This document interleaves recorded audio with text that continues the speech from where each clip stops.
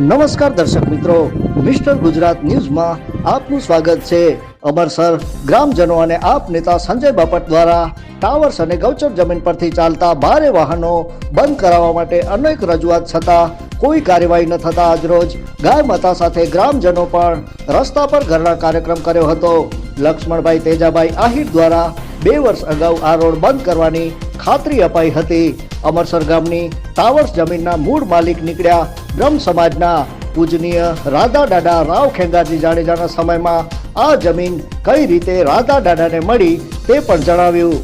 સોનાની સાંકળે ગાયો બાંધતા રાધા દાદા, જેમનું મંદિર આજ પણ અમરસર નેર ગામની સીમમાં ઊભું છે। જૂનું જે ગામ હતું ત્યાં આજે વોશિંગ પ્લાન્ટ ઊભું છે। આજ પણ ત્યાં જૂના ગામનો ઇતિહાસ દરબાયેલો પડ્યો છે। Report by Jitendrasinh Tuvar. જોતા રહો મિસ્ટર ગુજરાત ન્યૂઝ, સત્યતાની સાથે સ્પષ્ટ વાત। ગૌ માતા જય હિન્દ।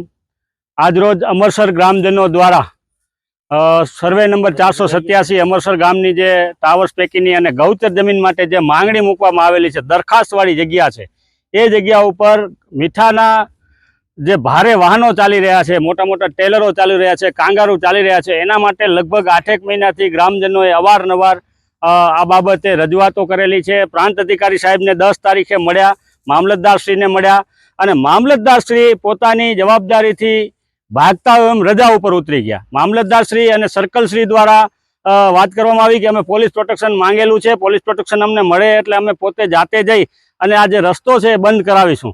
પરંતુ આજે જ્યારે 48 કલાક પદ નહીં પણ 76 કલાક જેટલો સમય થઈ ગયો ત્યારે સવારે 10 વાગ્યાથી સતત અત્યારે 3 વાગ્યા સુધી અમે અનેક રજૂઆતો કરી। કલેક્ટરશ્રીને ફોન કર્યા, પ્રાંત અધિકારીશ્રીને ફોન કર્યા, મામલતદારશ્રીને ફોન કર્યા, સર્કલશ્રીને ફોન કર્યા, પણ એક પણ વહીવટી તંત્ર દ્વારા ક્યાંય કોઈ ફોન રિસીવ કરવા માટેના પણ પ્રયત્નો કરવામાં ના આવ્યા। એમને એમ લખીને પણ મોકલ્યું કે અહીં સિચ્યુએશન બગડી શકે એમ છે, તેમ છતાં એમના દ્વારા હજી સુધી કોઈ પણ વ્યક્તિ અહીં સ્થળ પર આવ્યા નથી કે તપાસ કરવા માટે પણ આવ્યા નથી। એટલે ગ્રામજનોની અહીં ધરણા પર બેઠા, ગાયો પણ અહીં આવી અને ગાયો પણ ધરણા પર જોડાઈ હોય એવો અહીં એક માહોલ જોવા મળ્યો હતો। ગ્રામજનોની માંગણી છે કે ભાઈ આ જે રસ્તો છે, રસ્તો તાત્કાલિક ધોરણે બંધ થાય અને ન થાય ત્યાં સુધી ગ્રામજનોની આ જ રીતે અહીં હડતાલ અને ધરણા ગાંધી ચિંધ્યા માર્ગે રહેશે। આ સ્થળ ઉપર ઊભા છે 487 ટાવર્સની જમીન છે, જે ગૌચરની અમારી માંગ પણ છે। ગ્રામ પંચાયતે અને તલાટીશ્રીએ માપણી માટે દરખાસ્ત પણ કરેલ છે ગ્રામ સભાનો ઠરાવ કરીને પછી। તે પછી અમને આંદોલન પણ કર્યા।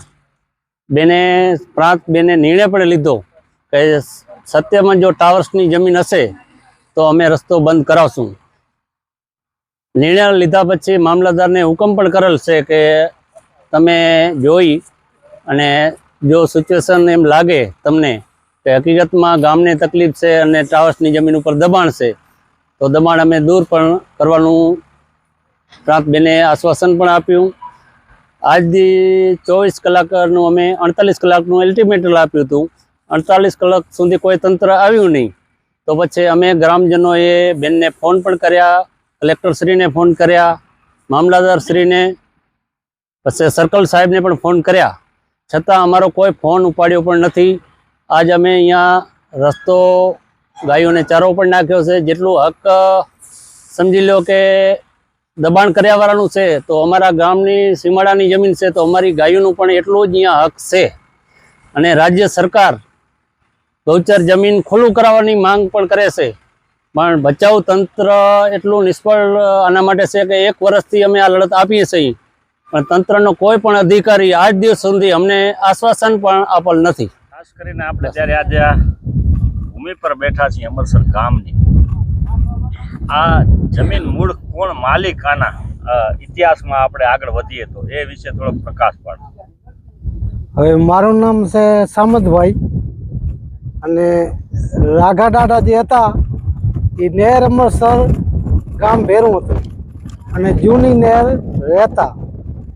તો મારા બાપા 90 વર્ષના હતા એમ વાત કરતા કે આ રાઘા દાદા બહુ મિલકતદાર હતા, ગાયું રાખતા, હોનાને હાંકરે બાંધતા આજુબાજુ બહુ મિલગતદાર હતા અને રાજાશાહીના વખતમાં.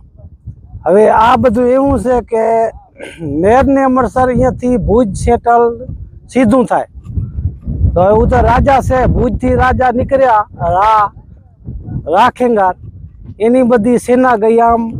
હવે રાજાને શું હોય એ કે આપણે સૂરજનો સે લેવા જવો, તો એ સેના બધી નીકળી ગઈ સૂરજનો સે લેવા. સૂરજનો સે લેવા નીકળી ગઈ અને પછી પાછી વળી, તો એના કારણે ખીચા ખર્ચી ખૂટી.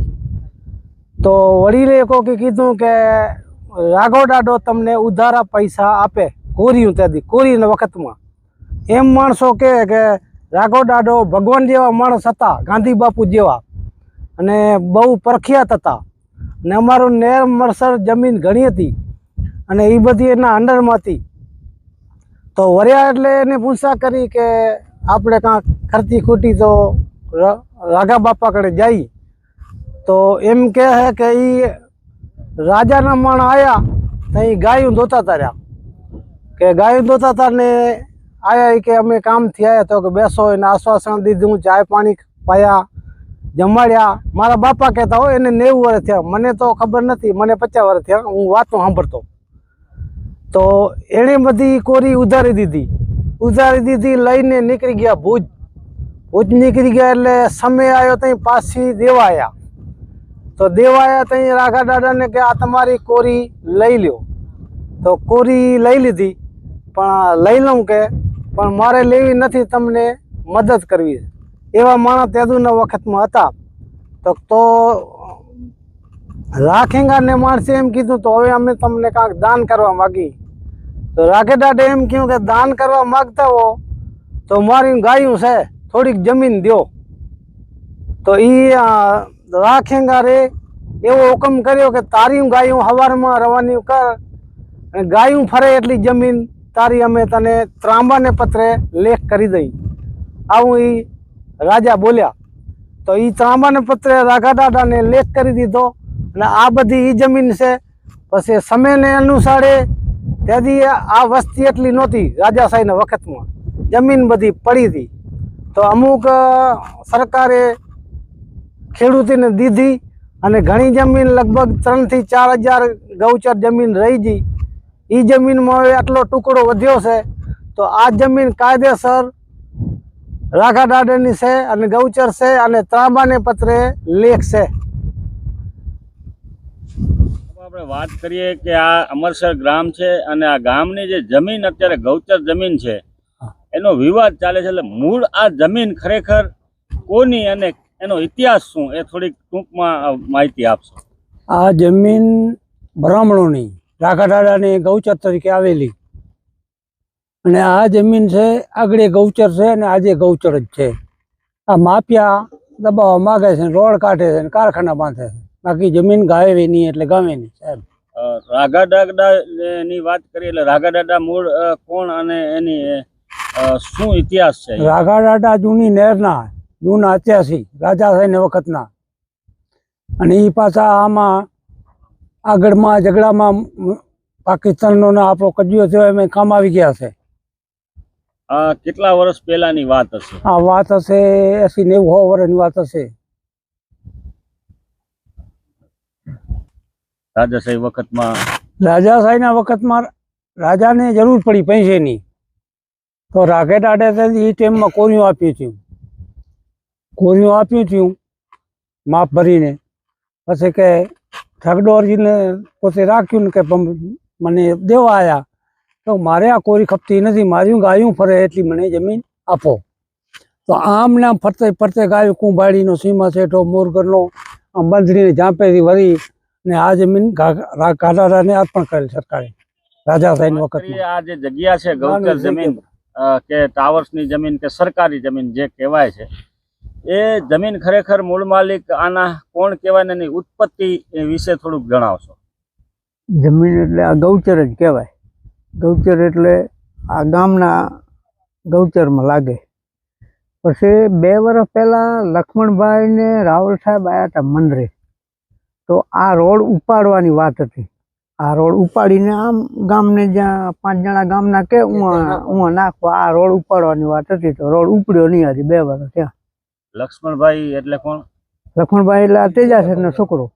તેજાભાઈમાં સોલ્ટ વાળા. હા, અને રાવલ સાહેબ વકીલ જે છે આપણા બ્રાહ્મણ, એ બે મંદિરે આવ્યા હતા, એ બોલી ગયા હતા રોડ અમે આ વચ્ચે છે તો ઉપાડીને ગમે ત્યાં સાઈડમાં લઈ લેશું.